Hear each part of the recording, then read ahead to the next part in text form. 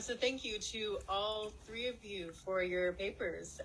My question is less academic and more personal, so feel free to ignore one or both of these from anybody. But through your creative endeavors, what is something that you learned about Joyce, and then what is something that you learned about yourself? Can I hear what Penelope thought? I want to hear Penelope's answer to that, because that's what I was going to ask her. That's so fabulous, because all I keep trying to write about is Joyce, and everything that I get in response is autobiography. So I think that we understand ourselves through Joyce, and I believe that this is a way that we that's a very mutual statement, a yes and a both and. So what have I learned about Joyce and myself? Like blurred lines, strata, and heaps and heaps of things. But that's interesting, because sometimes I feel that we can bring others into Joyce through, my work's cult of personality, perhaps. So sometimes people go, oh, you make art about Joyce, and they think that I just do paintings of James Joyce. So I have this thing in my head of going maybe I do want to do a piece called James Joyce's Teeth, because I have something called Images Joyce, and I've been trying to find a toothy picture, or a toothless Kinch picture. So is that sufficient? That enthusiasm for it and being able to discover something. The other day, I heard someone speaking about when Molly says to Bloom, was he in love with the first, the second one all this time? Was she in love with the second one all this time, about the softcore porn? And we were having a discussion about homunculi and what have you, and I went, wow, that's how I read Joyce. Is I prefigure that everybody is already in my head, and that I don't have to give any interpretations or definitions, because we're already there in that world. But there's that feeling of, well, never read it. And I hadn't thought about that before, that I figured that everybody reads Joyce the way that I do. So maybe it's a sui generis, maybe it's a egoistic, but it's definitely ongoing. In the interest of time, I'm going to completely ignore Maddie's question for myself, and I'll tell you offline, okay? James Ramey, though, has a question. Hi, everyone. It's just been a fantastic panel. Really enjoyed it. And I just wanted to throw in an idea that could Penelope and Debbie talking, which is that I'm just having a vision of a very enjoyable play based on Molly reading the tarot. And I just think that has amazing dramatic possibilities. And I just wanted to throw that out there and see if Penelope has thought of that, and what Debbie thinks of the possibilities there. I'll just jump in and say, I think that Joyce and everything about him or around him, his times, his circle, is immense fodder for theatrical writing, an artistic expression. It's really amazing. I attended a session, I'm forgetting the name of the session, but there was a woman who did these brilliant watercolors, inspired by the exploration of the Antarctic and Shackleton, and how that is woven in the story of, I think it's The Wake. It's just so rich, and there's so many ways of doing it. Writing a play about Molly Bloom, there's so many different ways of doing it. But that's really a good suggestion. Well, maybe Penelope and I will collaborate.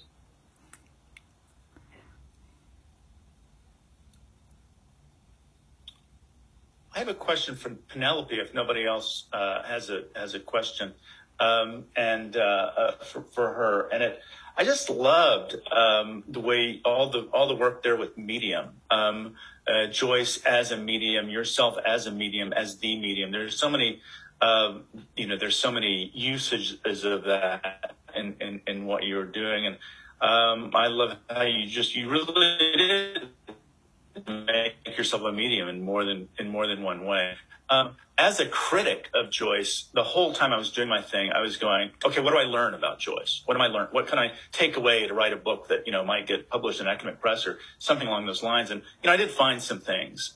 So you learn things about yourself in something like this, but, you learn things about Joyce too. And I'll just cut to my actual question. And it is, what did you make at the end of the day from this about Joyce's relationship to magic? Because I think there are a lot of people who think, well, he just was, not into that at all, or was just making fun of it.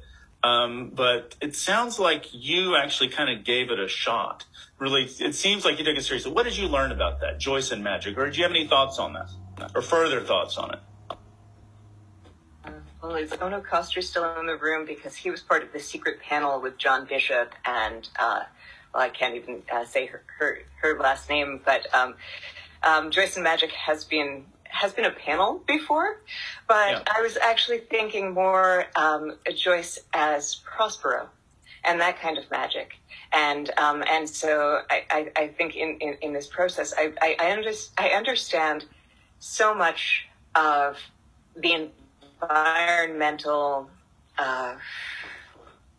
superstition or limited access or magical thinking or educational spheres that might be the context of Joyce. And so when I think about someone who would imagine the whole, like Dublin disappearing, like just let it disappear, I thought of that as such a magician's speech.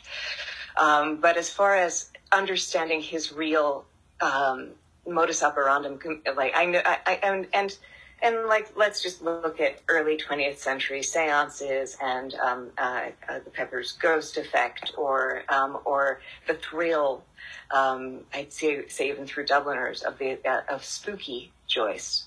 It's in there, but I can't purport to know what he knew about. Say as was mentioned about the Golden Dawn and Yeats and some of the spookier aspects that were on my reading list to make a James Joyce tarot. So, is that sufficient? I'm sorry. For me? Oh yeah. Yeah. Like, but I mean, I think it's magic-y. Anyhow, like this is magic. Like. It is omniscientific, and so that's natural philosophy. That is magic in a pure form that we are inquiring and investigating and learning and knowing and sharing, like indistinguishable for me. Yeah, I think Alan Moore said that all speech is magic, all communication is magic, for what that's worth. Gavin Kennedy, would you like to add something? You're muted, Gavin. Oh. Peter Crisp has written an extraordinary blog on Finnegan's Wake and magic, and he quotes in it Eugene Joyce in his book My Friend James Joyce, and he says, "Really, it is not I who am writing this crazy book. It is you and you and you and that man over there and that girl at the next table." So what he's pointing at here is the collective, the universal mind. And also, there's a part where Jim Atherton states his belief that Joyce was truly of the opinion that he was acting as a medium that was conveying a spirit through language, you know what I mean, an unconscious spirit of revelation. He said in Books of the Wake. So that's somewhat related.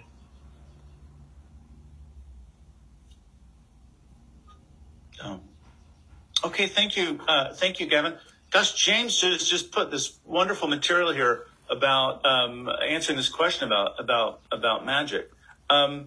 Thank you for this. Does anyone else have a question? Well, magically enough, it is exactly 11:30.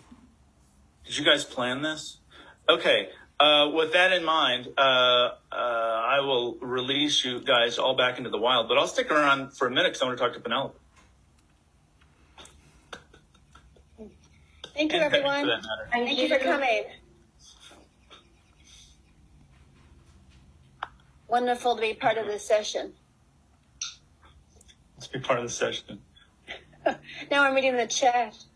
Yeah, it's a great chat. It's been some great stuff. I got to get what I'm trying to paste what all the stuff that James put here. Catch this. This is really rich. I'm crafting party.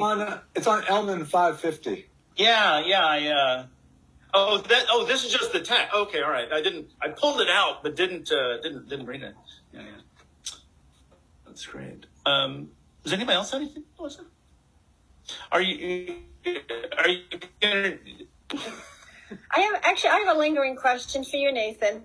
So, what are you going to do now that you have all this free time, since you're not doing the Twitter account with the real Finnegan's Wake? What will you do with yourself? I procrastinate all my other critical books. Yeah, I'm writing 4 books right now, which is a little bit better than writing no books, but it is 4 books I'm doing it. Yeah, so a lot of criticism.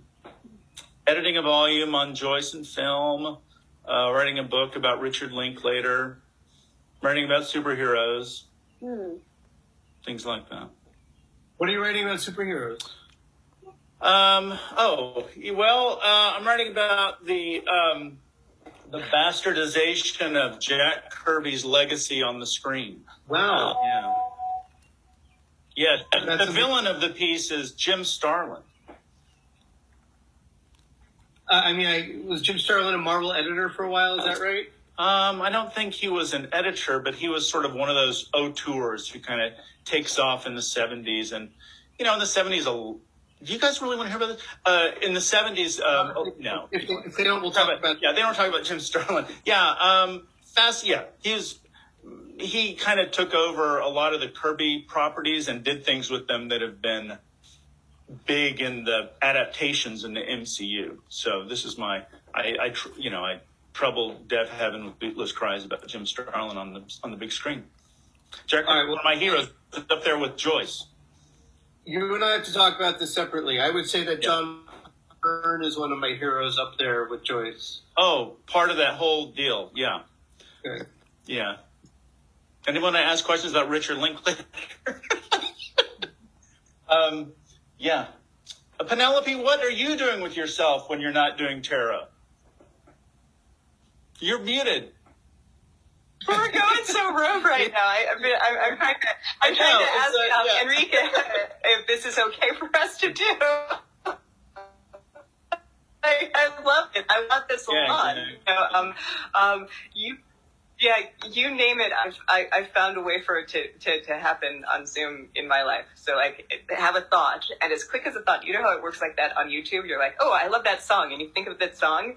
That's how Kismet has been showing up in my life in the past few months. So it's hard to even put in words because it's like it just appears. It's manifest. I guess I'm manifesting. That's what I'm doing. But I gave you such a pretentious bio that I had no idea that you were going to read it. I thought that it was you did that to impress me. On and on. I've impressed everyone with that. Oh, well, that backfired. Now everybody thinks you're great. It's manifesting, Penelope, because you have the eyes to see and the ears to hear. Yeah, excellent. And I love it. This is what I've been calling for all conference, is just that people be able to say hello or goodbye and just not disappear into their own homes. Just be like, you don't know what's going to spark. And so I love this, and thank you, Enrique. This is very kind. You're right. That's the one thing that we're missing is before a session starts and particularly after a session starts, the mingling that takes place and the exchanges. So this is the first time I've been able to experience it all week, and it is really a treat. Yeah. So thank you, Enrique, for helping us do that. Yes, thank you, Enrique. Of course, for the Rebel session. Of course. But we still have time. I mean, the next thing isn't for another 25 minutes at this stage, right? Well, I think kindly they want people to be able to take breaks for their eyes, for their bodies. Yeah. You know. And Also for the technical people who are running this and be running the next meeting, they're going Yeah. to Oh, maybe we should let. Yeah. Yeah. Yeah, I think we need to give people a little break. Yeah. Oh, okay, all right. Yeah. Super deal. Sorry Thank to you, spoil the John. party, but well done. Yeah. Okay. Thank Thank you. you. Bye, for the everyone. time, Good to everybody. see you. Yeah. Take Thank care. you for that. Bye bye.